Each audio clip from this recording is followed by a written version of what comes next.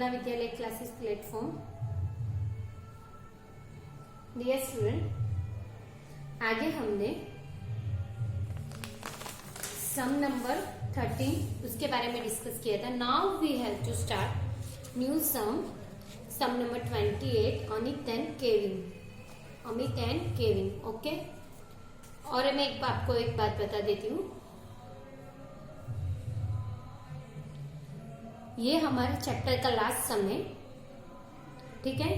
उसके बाद हम लोग ऑब्जेक्टिव क्वेश्चन सॉल्व करेंगे और ये चैप्टर को फिनिश करेंगे। आपके एग्जाम की डेट आ गई है 25/11 को, यानी कि शॉर्ट टर्म में आपके इंटरनल ऑनलाइन एग्जाम अरेंज कर सकते हैं हम लोग, ठीक है। इसलिए आप अपने जितने भी वीडियो लेक्चर आपको दिए हैं वो सब आप अपने बुक में लिख लेना और इसकी प्रिपरेशन स्टार्ट कर देना। Okay, let's start. सब में क्या है वो हम देख लेते हैं। Sum number 28। On 1 January 2010 Amit consigned 200 clock each of ₹250. Amit 200 clocks each ₹250 to Kevin and include following expenses. Okay, यानी कि अमित ने 200 clocks each ₹250 कॉस्टिंग, यानी 25 into 2 यानी 50,000 का गुड्स अमित ने केविन को डिस्पैच किया है सेलिंग करने के लिए, ठीक है। कितने का? 50,000। और वो जो गुड्स सेंडिंग करने के टाइम फॉलोइंग एक्सपेंसेस, यानी ये सब एक्सपेंसेस कंसाइनर पे कर रहा है। 7,700 for insurance, carriage 500, then freight 800। Okay, आगे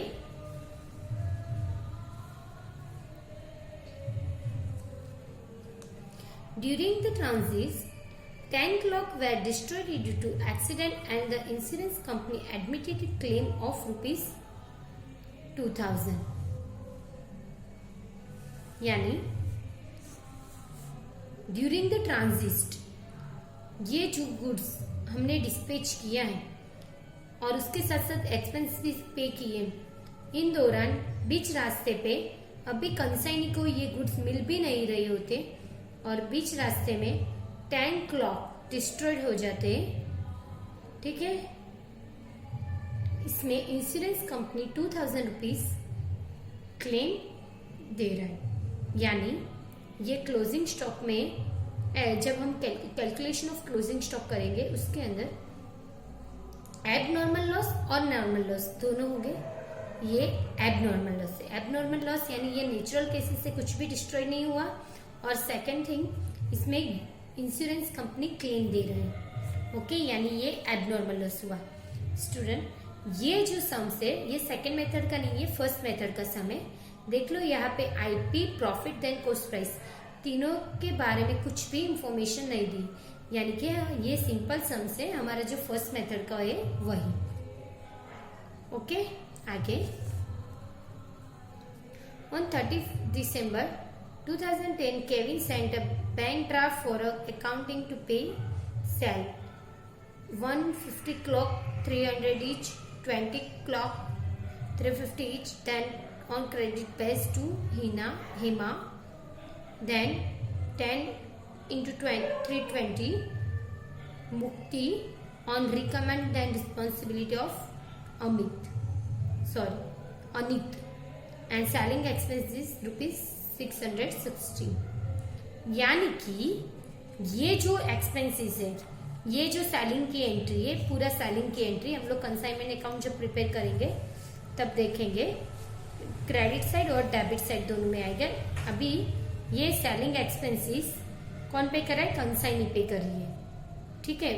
इसकी भी एंट्री हम आगे देखेंगे। Mukti become bankrupt, then Kevin could not recover on 60% from her state. Mukti become bankrupt, Mukti bankrupt होती है, ठीक है, इंसॉल्वेंट। उसमें से उसको 60% मिल रही है, यानी टोटल 100% होनी चाहिए, उसमें से उसको 60% रिकवर हो रहे, यानी 40% नॉट रिकवर। 40% नॉट रिकवर यानी बैड डेब्ट्स हुए। अभी हमें ये देखना है, ये जो हमारा सम है consignor, in the books of the consignor ledger account हम कंसाइनमेंट का प्रिपेयर कर रहे हैं, उसमें बैड डेब्ट्स आएगी या नहीं आएगा? ऑब्वियसली आएगी। क्यों? मुक्ति कौन है? मुक्ति रिकमेंड एंड रिस्पॉन्सिबिलिटी से सेलिंग करने वाली पर्सन है, ठीक है।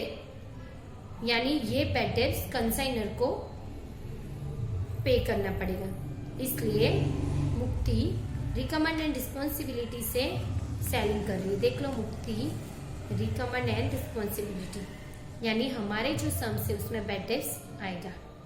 Okay, then entity receive a commission on a 5% total sales and 2% credit commission on credit sales। इसी तरह हमारा पूरा सम हमने देख लिया। इसमें consignment, consignee, then goods sent on consignment, तीनों अकाउंट हमें प्रिपेयर करने हैं। फर्स्ट हम देखेंगे calculation of closing stock. Calculation of closing stock, उसमें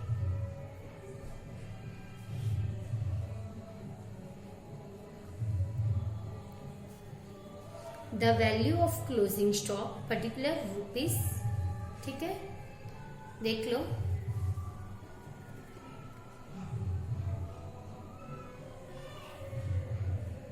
फर्स्ट है the goods sent on consignment account.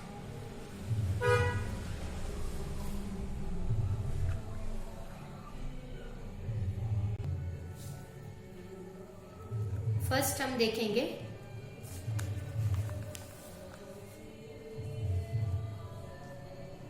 First January 2010 Anit consign 200 clock rupees 252 केविन फॉलोइंग एक्सपेंसेस, यानी अमित ने केविन को गुड्स दिए 200 इंटू 250 यानी 50,000 के गुड्स उसने दिए।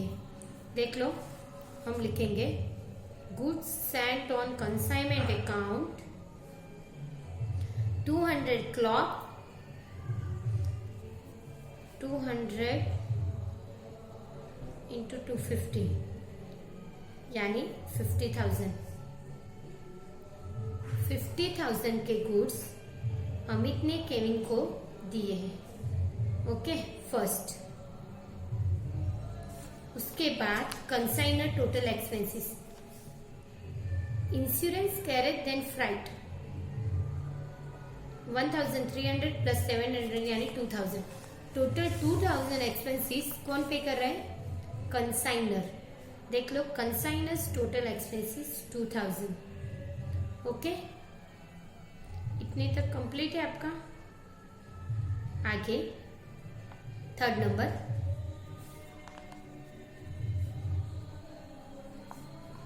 एबनॉर्मल और नॉर्मल लॉस। नॉर्मल लॉस, अभी एबनॉर्मल लॉस और नॉर्मल लॉस है या नहीं देख लेते हैं। During transit 10 clock were destroyed 2,000 insurance company admitted the claim, यानी ट्रांजिट के time 10 clock were destroyed in accidentally. ये नेचुरल डिस्ट्रॉयड नहीं है, नेचुरल लॉस नहीं है, एबनॉर्मल लॉस है, ठीक है, नॉर्मल लॉस नहीं है। और इसमें इंश्योरेंस कंपनी क्लेम दे रही है, यानी ये जो है एबनॉर्मल लॉस, उसमें कितने 10 क्लॉक डिस्ट्रॉय हुए हैं। ओके, 10 क्लॉक तो हम लोग कैसे लिख सकते हैं? 200 यहाँ पे 10 डैश, यानी जब हमारे पास 200 क्लॉक थे तब एबनॉर्मल लॉस कितना हुआ? 10, यानी 52,000 होंगे तब कितने? ओके, ये हमें फाइंड आउट करना है, ठीक है, ये हमें फाइंड आउट करना है टोटल।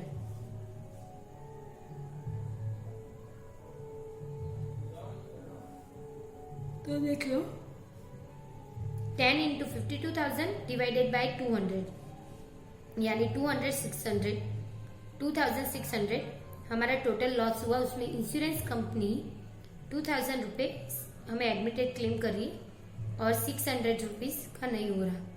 टोटल मिला के 2600 हो गए। 200 में से 10 गए तो 190, इसमें से ये गए तो 49,400। ठीक है, कंप्लीट इतने तक, कोई दिक्कत नहीं है। आगे consign is non recurring expenses.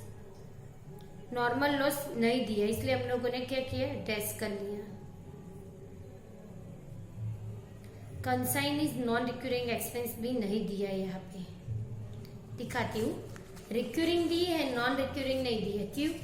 क्योंकि यहाँ पे दिखा है सेलिंग एक्सपेंसेस 660, बस कंसाइन ने इतना ही एक्सपेंसेस किया है। सेलिंग एक्सपेंसेस यानी profit and loss account expenses हमें कौन से लेने हैं, नॉन रिक्यूरिंग ट्रेडिंग अकाउंट के लेने, ऑक्ट्रॉय, कैरेज, कस्टम्स वगैरह एक्सेट्रा हमें लेने हैं। ठीक है, यानी ये एक्सपेंस हमें नहीं लेना, तो फिर ये नहीं आएगा हमारे बुक में, क्योंकि ये रिक्यूरिंग एक्सपेंसेस है। तो हमने यहाँ पे डैश कर लिया, देख लो। वही अमाउंट हमने नीचे यहाँ पे 49,400 और 190 का 90 यहाँ पे लिख लिया मैंने। अभी 5th नंबर है सेलेबल यूनिट। सेलेबल यूनिट यानी सेलेबल क्लॉक कितने क्लॉक हमने सेलिंग की है वो हमें देखना है।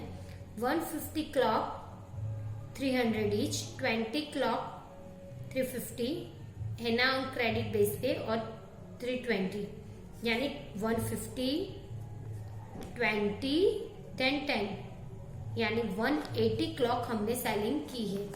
सेल्स यूनिट कितने आएंगे, 180 सॉरी, ये रहा 180, यानी 190 में से 180 गए तो कितने बचे, 10 क्लॉक बचे। ये कौन से है, अनसोल्ड स्टॉक। ठीक है, क्लोजिंग स्टॉक। अभी हम इक्वेशन रखेंगे इस तरह से, जब हमारे पास 190 क्लॉक थी तब 49,400 हुआ, तो 10 स्टॉक है हमारे पास, तो कितना, ये हमें फाइंड आउट करना है। ठीक है, ऐसे कर सकते हैं, 10 into 49,400 divided by 190 यानी 2,600 इतने हमारे क्लोजिंग स्टॉक हुए। जब हमने 10 अनसोल्ड गुड्स से हमारे पास 10 क्लॉक थे, उसके सामने 2,600 हमारा इतना अनसोल्ड गुड्स जो स्टॉक है इतना बिका नहीं। ठीक है, कंप्लीट आपको पता चल गया। ठीक है, अब हम नेक्स्ट लेक्चर में इसके लेजर अकाउंट प्रिपेयर करेंगे। ये सम्स में कितने लेजर अकाउंट में कौन सी एंट्री वो नेक्स्ट लेक्चर में देखेंगे। Okay student,